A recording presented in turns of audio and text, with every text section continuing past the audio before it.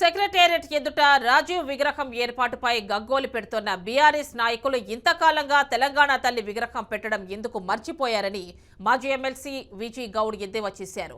నిజామాబాద్ జిల్లా డిచ్పల్లి మండల కేంద్రంలో నిర్వహించిన సమావేశంలో బీఆర్ఎస్ నాయకులను ఆయన నిలదీశారు. తాము ఏకంగా సెక్రటేరియట్ లోపల తెలంగాణ తల్లి విగ్రహం పెడుతున్నామన్నారు.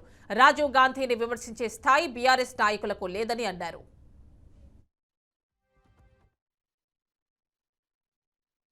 నాయకులు మన డిచ్పల్లి మండల్లో తెలంగాణ తల్లి విగ్రహానికి పాలాభిషేకం చేసిరంటే వారు ఎందుకు చేశారు?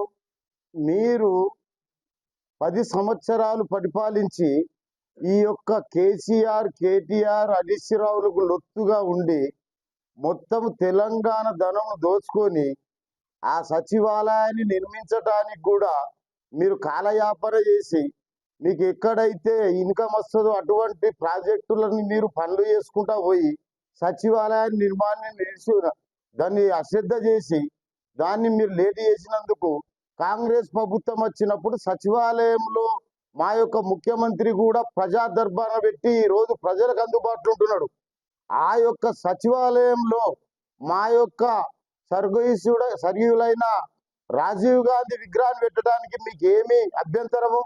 మేము డిసెంబర్ 9వ తారీఖు నాడు ఈ యొక్క తెలంగాణ తల్లి విగ్రహాన్ని కూడా అక్కడ ఏర్పాటు చేస్తానని రేవంత్ రెడ్డి గారు సభాముఖంగా తెలియజేసింది మీకు.